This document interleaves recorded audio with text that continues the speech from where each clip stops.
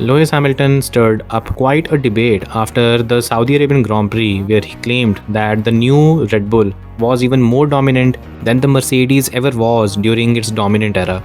Now, this has caused a lot of debate, and there have been people advocating both the sides. There are people that feel that Lewis is correct, and Mercedes was arguably never as dominant as Red Bull is right now. And then there is the other side. The other side claims that Lewis is arguably wrong, and Mercedes was probably more dominant. Now, in this whole debate, I've seen two prominent pundits give their claims. On one side, we have Karun Chandhok, on the other, we have Ted Kravitz. Now, in this video, what I'm trying to determine is to try and find out whether Lewis Hamilton's comments have any truth or semblance of credence to it, or it's probably just another over-exaggerated mark. So to do that, let's first begin by taking a look at what Lewis Hamilton actually said. So talking about Red Bull's speed and how Max Verstappen passed him, here's what Lewis Hamilton told the media. He said, "I've definitely never seen a car so fast. I think when we were fast, we weren't that fast. I think it's the fastest car I've ever seen, especially compared to the rest. I don't know how or why, but he came past me with some serious speed. I didn't even bother to block because it was just a massive speed difference." So according to Lewis, the straight line speed was so significant for Red Bull that he feels that he had no opportunity to defend himself. To add to this, he also feels that Mercedes was arguably never as fast compared to the competition as the Red Bull is right now. Karun Chandhok was the first to weigh on this point, and according to him, there was slightly less credence to what Lewis had claimed.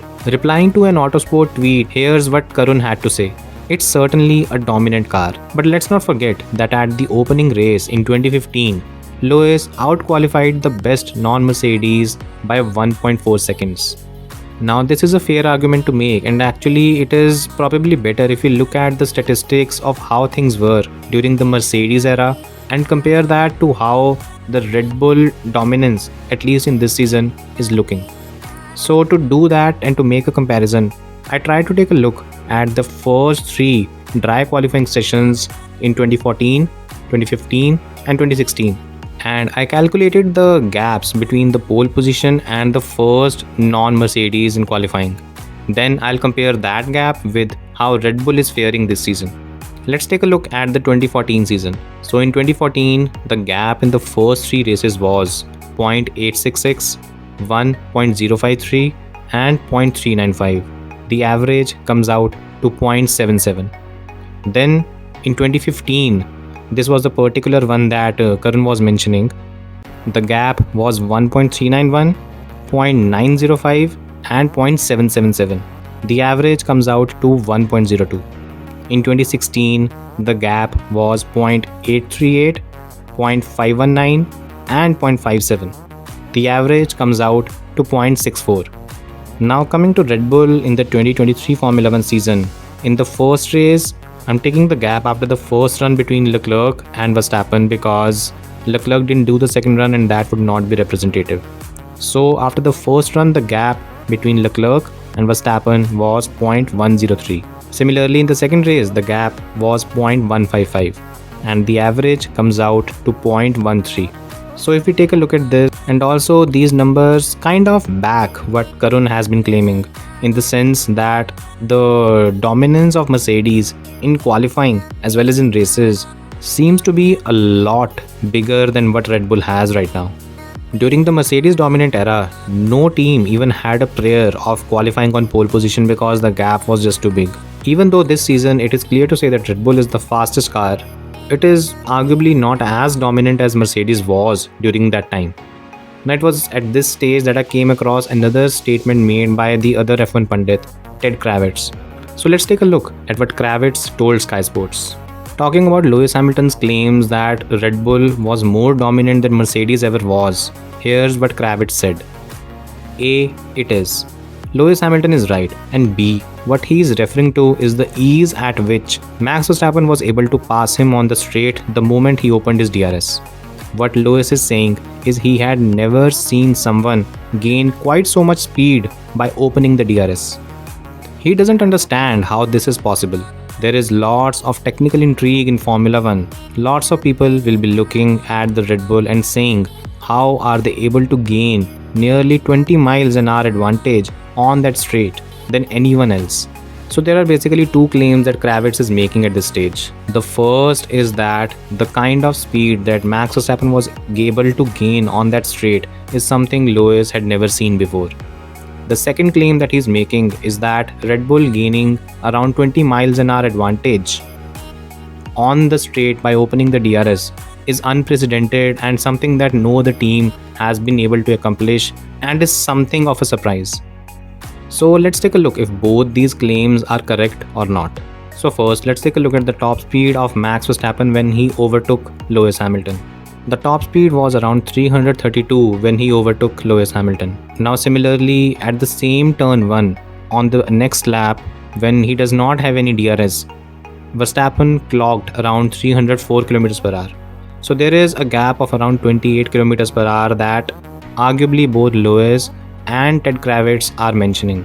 Now on face value, this gap does look huge. To be fair, it seems to be quite a major gap between two cars when one is trying to defend. However, it will be interesting to see how much of a gap there was when Charles Leclerc overtook Lewis at the same turn. So in case of Charles Leclerc, he had a top speed of 331, and on the very next lap at turn 1, Leclerc had the top speed of 298.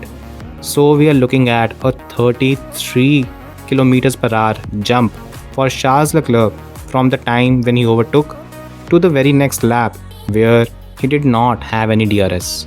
So now when you compare these two, in case of Max Verstappen, the jump was around 28 km per hour. In case of Charles Leclerc, the jump was around 33 km per hour.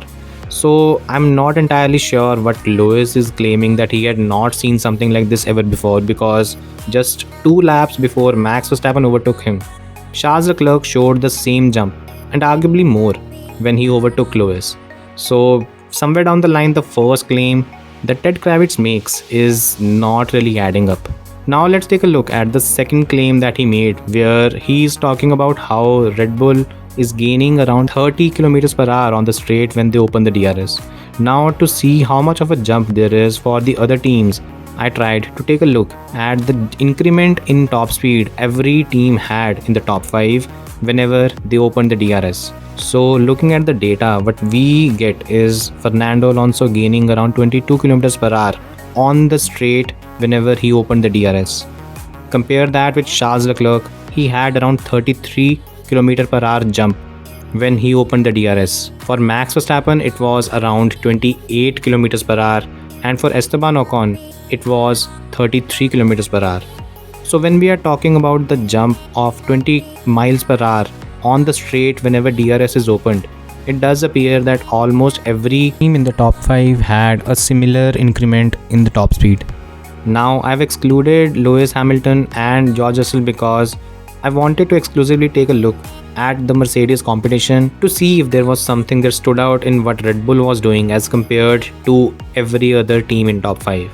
Now as we can take a look at the top speed differentials whenever the DRS is opened, I think it's safe to see that other than Fernando Alonso, who has a more draggy car to be honest, and is probably suffering from top speed difference, every other team in top 5, be it Ferrari, be it Red Bull, be it Alpine, they have somewhat similar gain in top speed whenever the DRS is opened. Now keep one thing in mind, that these are somewhat approximate values and they could vary a bit. The reason being that on these straights the deployment might vary. There might be a scenario where on the straights when a DRS is opened, a driver might be using more deployment as compared to the other. Having said that, roughly the value comes out to be same in each of these 4 teams. Again, Aston Martin seems to be an outlier, but for Ferrari, Red Bull and even Alpine, the jump is same. So all in all, if we take a look at this, both the claims that Ted Kravitz has made, they somehow don't add up. Now maybe there is a possibility that Kravitz is probably referring to something else, and maybe I've missed something, it could have happened.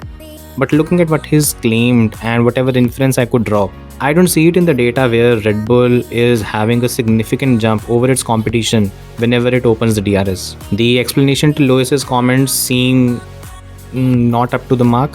Maybe I'm missing something and maybe Ted will explain it later. But for now, looking at it, I don't think Ted is actually correct in his assertion. And there is probably something that he's missed, or something is not adding up.